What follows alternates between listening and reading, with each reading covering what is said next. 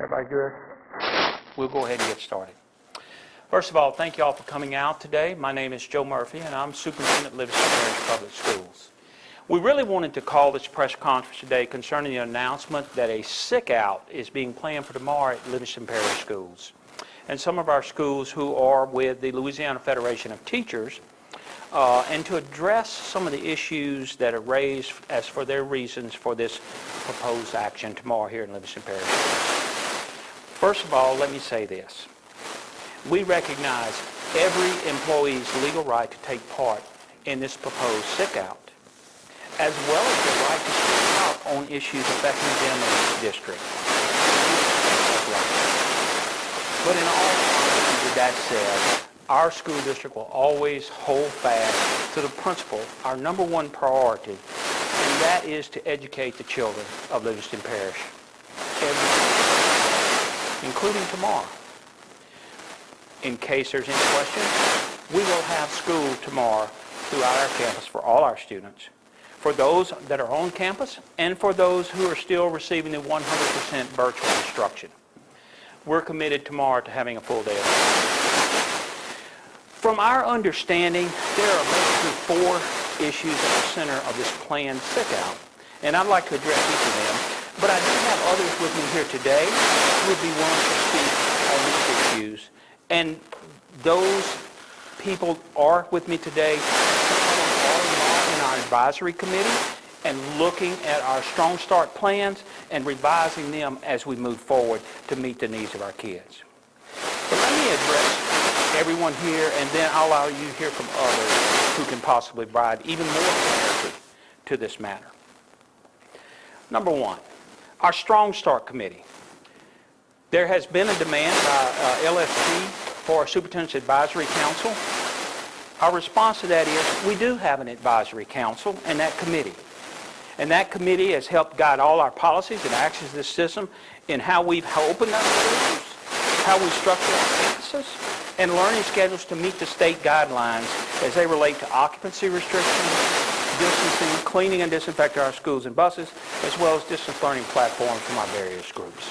It has been very, very difficult to meet all these obstacles, but I cannot tell you how proud we are of employees and especially our teachers who have worked so hard to make this work. Our district established a Strong Start Committee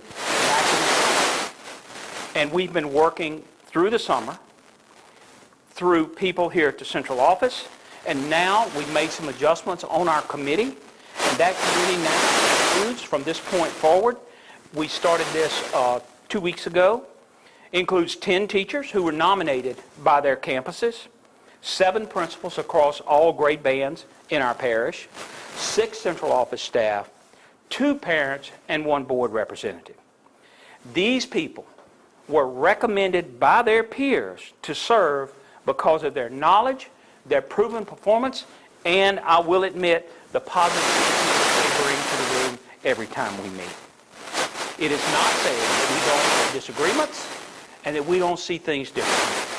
But these people are dedicated to absolutely finding solutions to the problems that we're presented here in our parish. It's important to note that all our actions are taken to navigate our system through the COVID pandemic environment. Listen, this has been extremely difficult for everyone. So reach down into for additional feedback to devise the plans of action. And we will continue to engage with this committee as the district moves forward with our Phase 3 plans in place, which obviously allow all our students to return, even within the existing restrictions. Second issue that's been brought up, virtual learning. With that said, it's been the committee's desire, as well as the sentiment of most of our faculty, to provide our children with as much face-to-face instruction as possible. We've said that since we began this process. And as you know, in August, on August 2nd, our schools opened under our Phase 2 plan. And this phase allowed for our youngest children, pre-K to 2, to come to school. Then we moved to a 5-day week a few weeks ago with our children in 3 to 5. And then, of course, we have just transitioned all our 6 to 12 kids back. And we are most happy to see our kids. Now, A lot has been said about the virtual enrollment, and let's make no mistake about it. The virtual instruction has been extremely difficult. It's been extremely difficult for everyone involved. It's been extremely difficult for our teachers to navigate and to learn, but I'm so proud of what they've done in the course of the last 4 years. Just a few weeks ago, our 100% virtual kids stood at 2,977 kids. Today, I can announce to you that since we started transitioning our children back on campus, that number has dropped to 1,868 kids. That's a decrease of 1,109 kids, and that represents about 7% of our total population. When the governor announced was moving to phase 2 of the opening plan, there was a lot of celebration that happened at this office, and there was a lot of celebration that happened in our schools, because our schools knew we wanted on campus. I would like to point out that Livingston Parish was one of the first districts in the state to announce transitioning all our children back to our campuses. Right now, 93% of our children on our campuses in a 100% face-to-face instruction. Livingston Parish schools have opted for this traditional setting, and Livingston Parish schools, with 26,000 kids strong, continues to be one of the state's leading districts for having students on campus. With all that said, it is important for the public to know that the virtual learning component of this is a part of the state mandate that we had to supply for our children, because there are children who thrive in a virtual environment.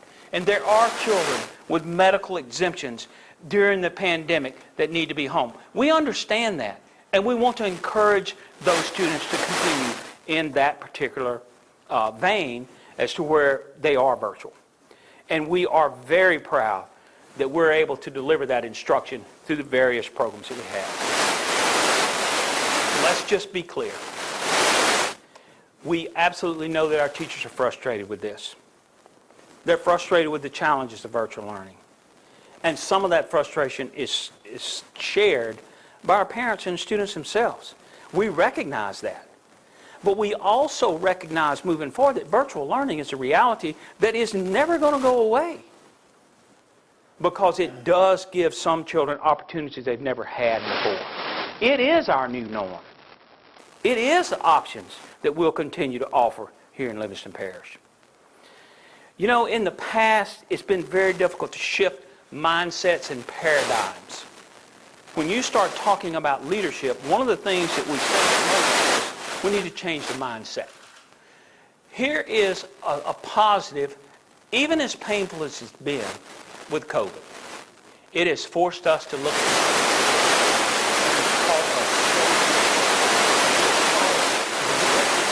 at the bad and the ugly. And we learn from that every day, and we adjust on that every day. That's why we continue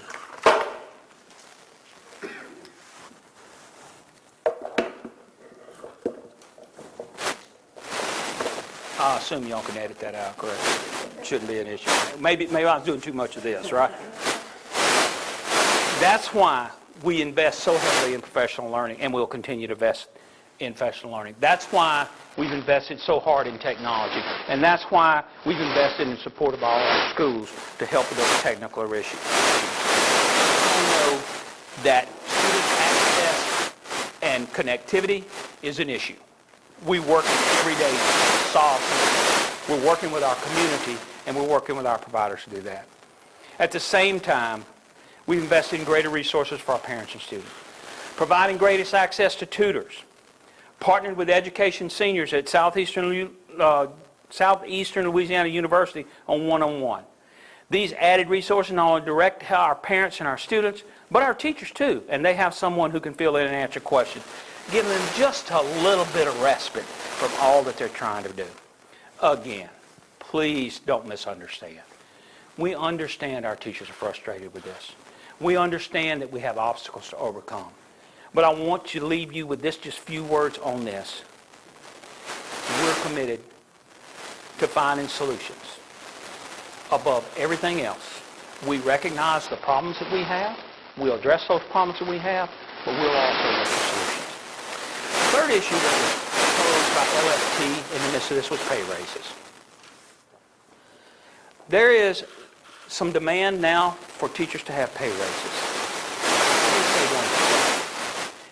It is the desire of this administration and these school board members and everyone in this parish to support a higher wage for the teachers for the work they do. They are deserving, and we certainly understand that. We've always been very vocal supporters of a state teacher pay raise. And they've been debated at the state legislature for the last 2 years. The state were to offer pay raises this year.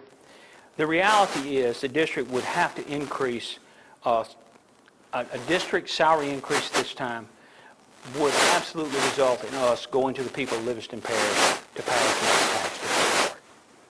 Those are the facts, and unfortunately, that is the reality. I honestly don't believe in this environment that wages lost and business closing due to COVID pandemic, that it's now time to ask our people of Livingston Parish to pay higher taxes. With that said, that's not the call of this administration, but of the school board. And that question will have to determine if they're willing to entertain asking for a new tax on this. The fourth and final issue, and I will be happy to let other people speak after that, was insurance rates. We were informed, I believe in the summertime, that over the coming next 2 years, there would be a 5% increase in state group benefits. We were told that there would be a 5% increase this January and then next January. This cost increase is due to higher premiums that must be paid by the district, and without additional funding to serve these costs, then we have no option but to pass those higher costs on to our insured parties. It's not that we're happy about that. It's not that we're really excited about that, but that is the bottom line. I do want you to know that healthcare is probably the second most expensive ticket that we have for our business and our institution. Only second to the salaries that we pay for all our employees in this parish. Our finance managers and our business officers are working closely with company representatives to come up with cost-effective plans for our employees. And we will be given several options for the employees to consider. But unless something happens different between now and the end of the year, those increases are a reality that we must deal with. And I would like to say that all the other communities right now are faced with this significant shortfalls because of the pandemic. Now, I think I've addressed the 4 issues that seem to be at the center of the LFT debate. So at this time, I would like to just finish with my teachers. Teachers, we understand your frustration. We absolutely know how hard this has been and what this environment has created for many of you. We're working every day to improve conditions and to make positive changes where those opportunities exist. The vast majority of our teachers absolutely understand this and work hand in hand with us. We want to send a clear message today. We do not today or any other day apologize for making students our #1 priority here in Livingston Parish. During the last few months, teachers have worked well beyond their every afternoon 3 o'clock school release and often have worked on Fridays and into the weekends. We see the efforts of our teachers, and we see the effort of our parents too. We see what doing all this work does, and we want to thank everyone on behalf of this district. And personally, as superintendent, teachers, parents, students, custodians, bus drivers, school food service workers, I want to thank you personally. This has been very, very difficult, but you stepped to the front lines in the midst of this pandemic, and you're helping us, and we are going to win this battle. Thank you for putting your commitment to our children first, no matter what. That's what was always made Livingston Parish a special place to live and go to school. It's the assurance that our children will come first. Now I would like for you to hear some of our educators who are actually on the front lines. We have some of those principals and teachers with us today who are members of our Strong Start Committee, and we also have an additional teacher with us today. I've asked them to come speak directly from them today so that you can understand, instead of listening to the superintendent, the people who are out front, the people who are faced with these challenges every day. I really do think it's important that you hear from them. I would like to start by offering Miss Beth Jones, who is the principal of Live Oak High School, the opportunity to talk about some of the things and some of the challenges she's faced on her campus at Live Oak High School. Ms. Jones.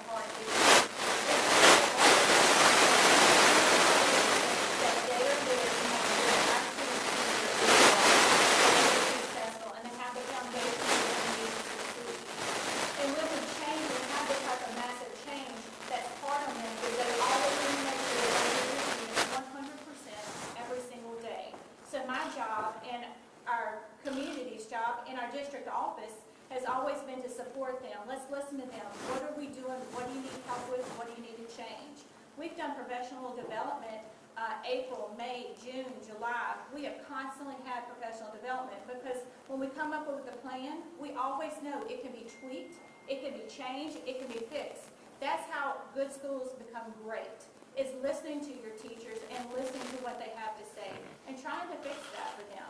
Also listen to your parents and your students. When we went home with the pandemic in March, we continue to teach. We continue to give them that foundation. How we were able to come up with different professional development that we needed to have with our teachers in May, in June, in July, in August, and still now. We had some of the highest scores we've ever had coming out of our AP classrooms, some of our Jump Start. Our SBS, as far as our graduation cohort, was one of the highest we've ever had. Doing benchmark tests with some of our students, we see that we are on level with them. Our teachers have done a phenomenal job, but they always come in, they talk to us, these are problems, and we have to think outside the box. How can we help these teachers? How can we support them? And that's something that we strive to do at Live Oak High School. And in turn, being on the committee and being able to come talk to our high school supervisors, our supervisors out here at the central office, they are listening to us. We are trying to fix the different problems that any new plan of action is going to have, the growing pains that come along with it. So we appreciate all the support, and I just want to make sure our community knows that we will be there for your students, and we will be there. We appreciate your time. Ms. Dunlap. Ms. Dunlap is the principal of 7th Ward Elementary, a K-5 school south of Denham Springs. This school year has presented challenges to all of us, but Livingston Parish has faced difficult times in the past, and we've successfully overcome those challenges because we faced them in solidarity. Our district yet again has been given the opportunity to demonstrate to our community and our families how we can be unified and together with one another in order to overcome these challenges together. Many principals have listened to the feedback of their staff, students, and students. Creative scheduling was implemented in some schools to give teachers more time during the day to plan. Additional resources were provided to help teachers with instruction. We value all stakeholders and encourage open dialogue. As a principal, I'm grateful for the support that everyone has given us, from our students to our staff members here at the central office. As we move forward, we will continue to remain transparent and offer support. Most importantly, I want to ensure you that we see you. We understand that it is difficult. This time is difficult for everyone, and and we're searching for solutions every day. We're in this together. And to my parents, I can tell you that my staff is at school today. They will be on campus tomorrow, and they will ensure that your students are safe and they're learning to the maximum extent possible. We've got this. Thank you, Ms. Dunlap. Ms. Bellegarde? Ms. Bellegarde is a teacher at Denham Springs Junior High. She teaches 7th grade ELA. As a teacher, we have been tasked with something difficult. And really to echo what's just been said, our community has done this before. Is it a pandemic? No. No. But when our community suffered with floodwaters and unexplainable things that happened out of nowhere, our community came together. And I think this is an opportunity that we can do the same. We started on our campus training early in the spring and into the summer, offering things for our teachers to come and be a part of and make sure that we were preparing as well as we could for what would be coming in the fall, not knowing really what all those details would be. And so our staff supported us as a teaching group. We are able to support our students as best as we can in those endeavors. And when you look at all those things together, regardless of if I click the wrong button on the Google Classroom assignment and we have to redo it, the students are there making those steps towards that. And the idea of me as a teacher walking out on the students that are showing up each day, whether it's through a screen or it's face-to-face, it's troubling because we need to be walking into our classrooms and putting our best feet forward, even though those steps might be uncertain, even though the decisions that may have been made might not be the best at this point.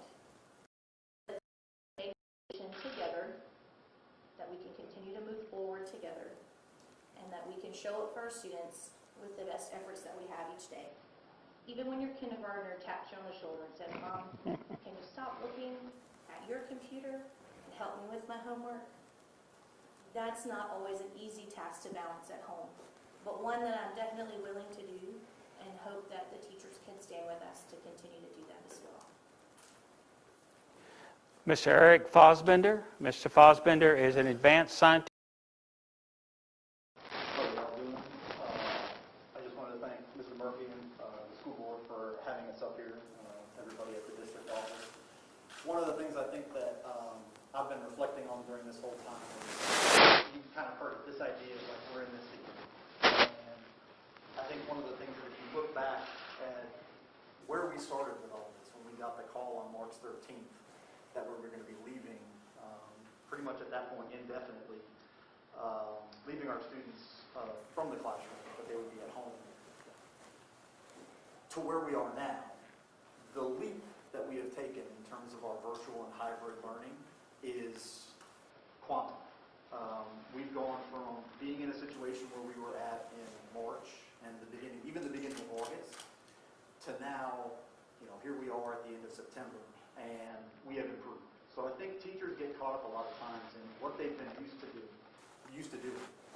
I made the analogy that many of our teachers here in Livingston Parish are world-class marathon runners. They're used to performing at a very high level, and they were asked to suddenly not run anymore, but pick up a bike.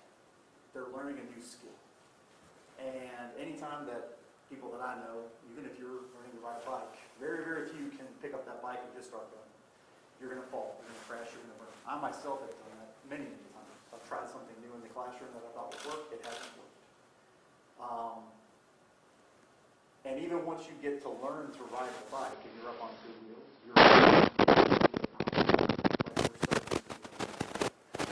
so being able to continue to learn as you go through workshops and go through training, that's something that I know at Live Oak High School have been very, very good with, is our culture is such that our teachers collaborate a lot. We get a lot of feedback from our students. Our teachers actually ask our students, is this and our students, that's become a norm that it's okay for them to give feedback and say, no, Mr. Bob, this isn't working. But try it this way, we may be able to be more successful. So we've taken a lot of the concerns that we've heard from teachers from around the district, and myself and some other teachers at Live Oak High School, along with Mrs. Jones and several people at the district level, we've kind of created some training that we're going to be offering in the next couple of weeks. They're open to anybody here in the parish. They're going to be on Thursday, October 2nd, and on Saturday, October 3rd. And they're going to be developing on teacher skills that are meant to be integrating learning in the hybrid environment and in the virtual environment. So these can be skills that not only are used in the in-seat lessons, but also integrating with virtual students. So I'm very, very hopeful of what is coming tomorrow is going to be better than today because of the growth that we've shown over these last couple of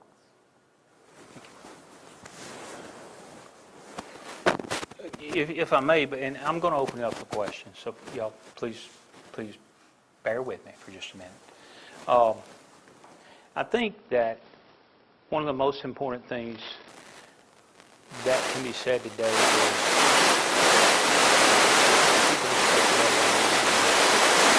we're going to trip and we're going to fall.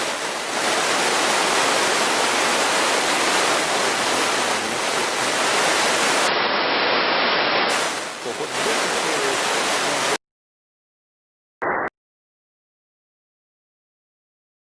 in the midst of this proposed sick out in our district. Our schools will be open. We will have people at our schools, and we're going to have school. We respect the right of every employee to exercise their legal rights. We would ask nothing less. But we would also want to respect those who have told us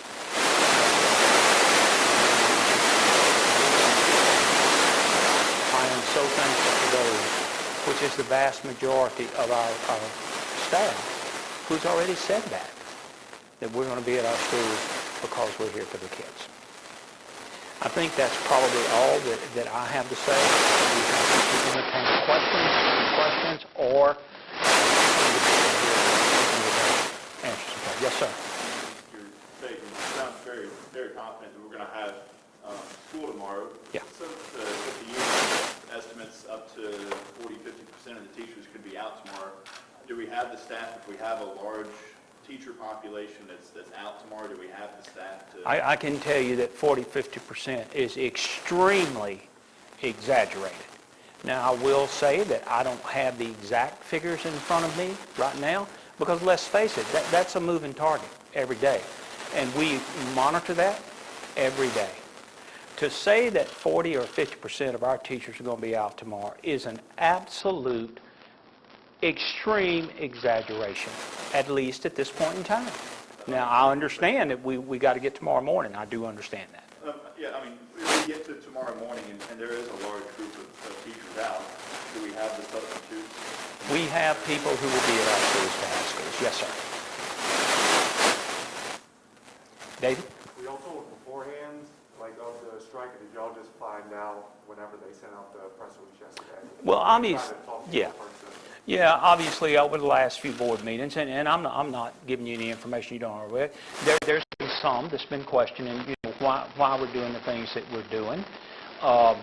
We tried to answer some of those concerns. Some of them we've been able to answer. And I'm going to be real honest. Some problems we don't have solutions to, folks. I don't know how to fix things when we're in phase 2 and we've got guidelines and we can't get 50% of our kids on a bus and 50% of our kids at school. But as we move through that, and let's face it, we heard virtual learning. Well, now that has been mitigated to a great extent, the conversation shifted somewhere else. And that's a little bit disturbing, to be honest with you. So have we heard about this? Yes, we have. Did they reach out to y'all to say, hey, we're planning on doing this, can y'all discuss? No, sir. Okay. Not to, if you ask if they reached out to this office, Did they try to mitigate it beforehand? No, sir. Going through with it? no, sir. They did not.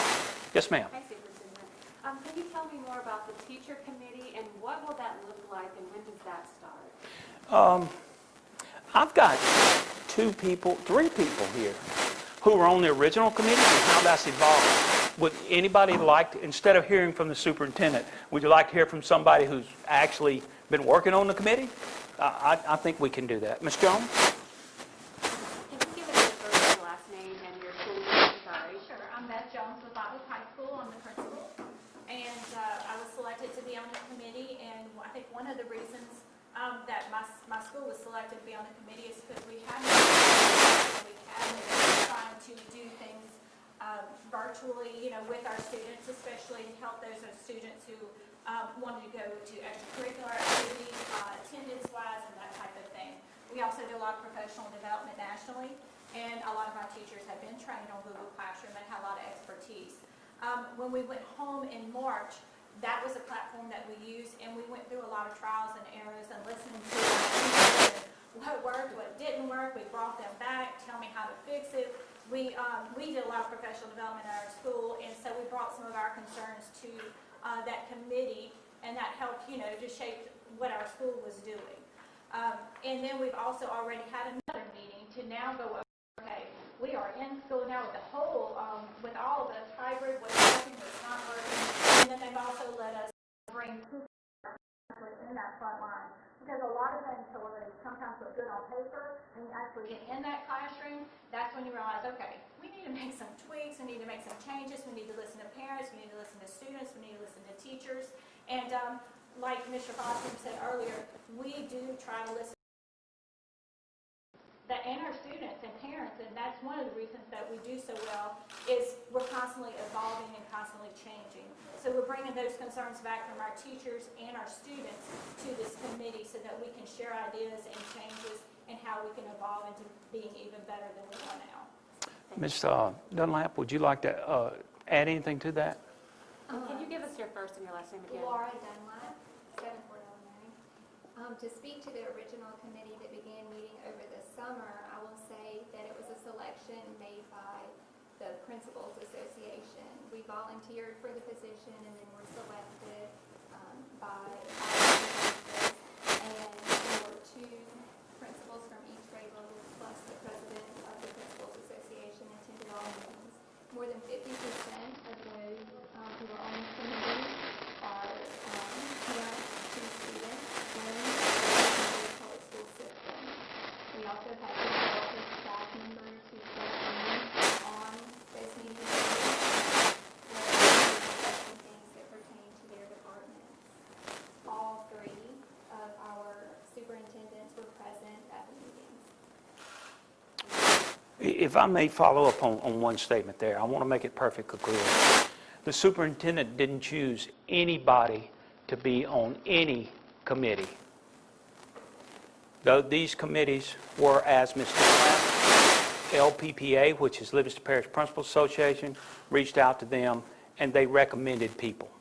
The only thing that the superintendent did was give a few parameters as far as representation across the district, representation of small schools, large schools, and representation of K to 12. Because we really felt like that was important. Ms. Kubian, I saw you had your hand up. I'm sure I understand. What was the difference in the makeup of the committee before 2 weeks ago? It sounds like something happened 2 weeks ago where more parents were involved. Yeah, we heard our request that we add some parents to our committee and some more teachers to our committee. And we certainly, and I think I gave you those numbers just a little while ago, as far as parents and teachers on that. So yeah, we heard that we wanted an expanded committee. And to be honest with you, we listened to the board and we added parents and teachers to that committee. That committee went from about 10, and I think right now, currently, that committee has 26 individuals who serve on that committee. And there's also a board representative on that committee also. Yes, sir. One of the complaints I've heard from teachers is that this process was rushed.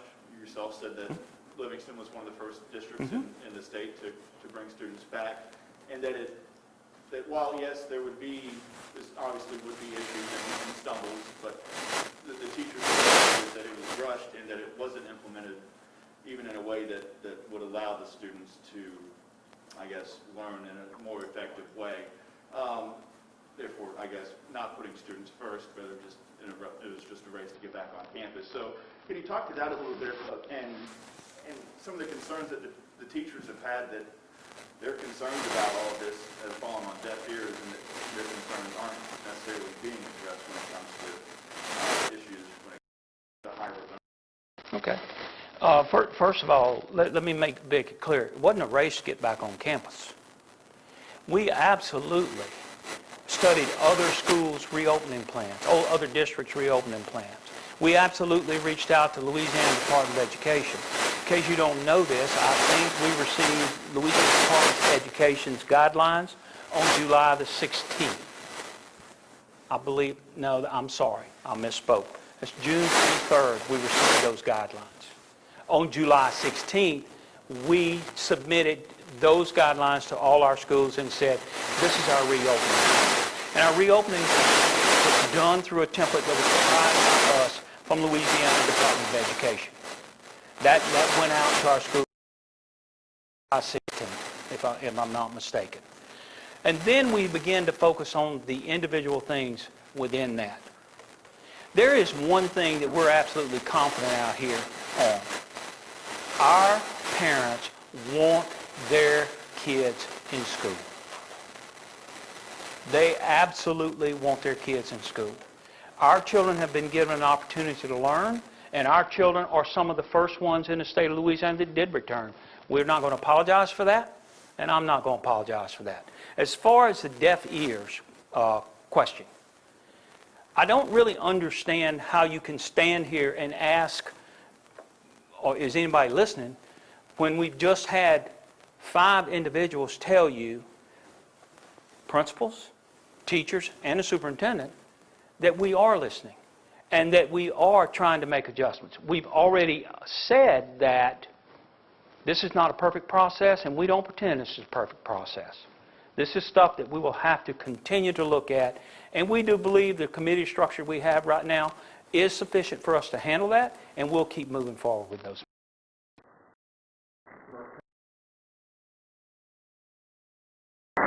It's Eric Fassbender. First name is C, and my last name is F-A-S. B is in boy, E-N is in Nancy.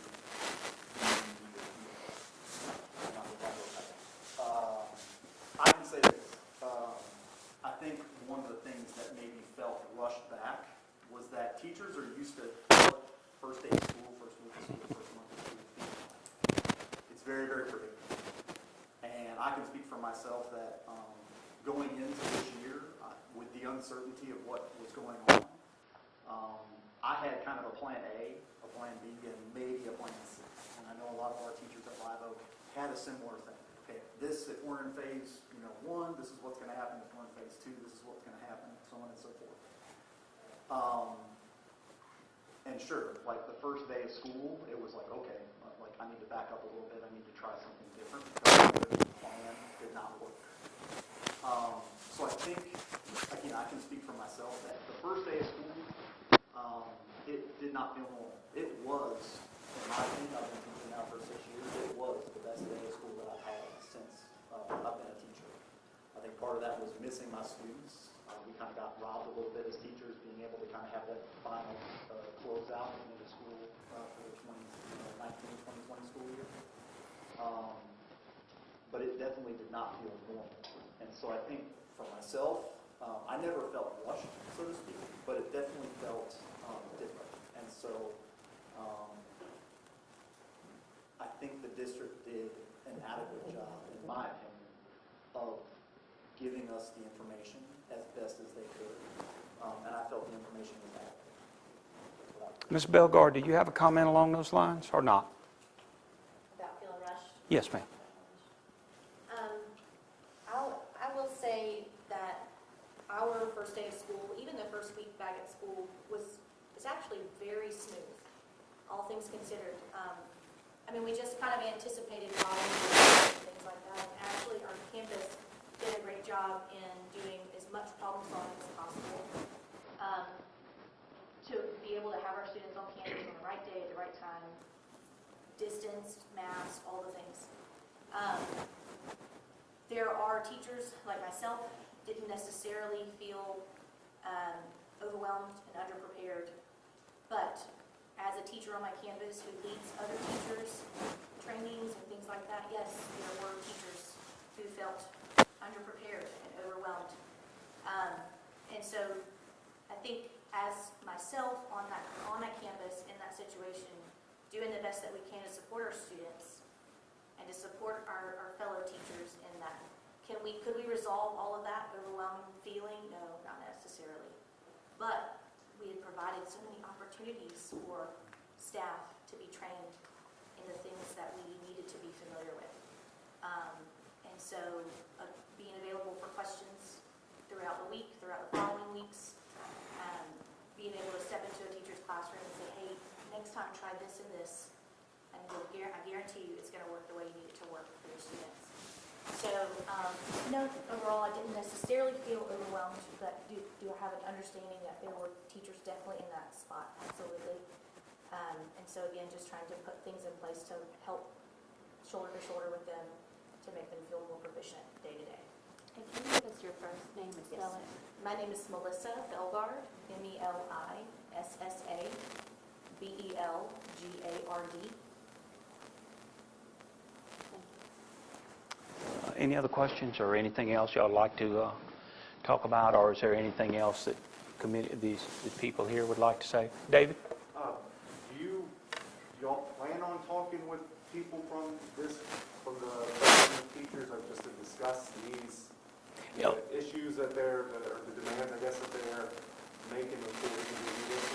We will certainly meet with the representatives from LFT. We have a local representative from LFT. We've never said that we would not meet with that representative.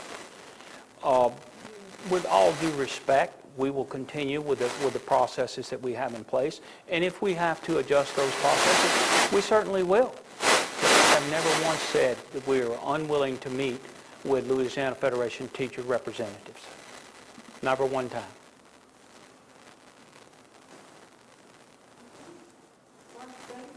Thank y'all so much. Appreciate it very, very much. Thank you. Thank y'all. Appreciate y'all. Let me know if you need something or you need some questions or something answered. I'll be happy to try and answer those questions, okay? And we'll move forward.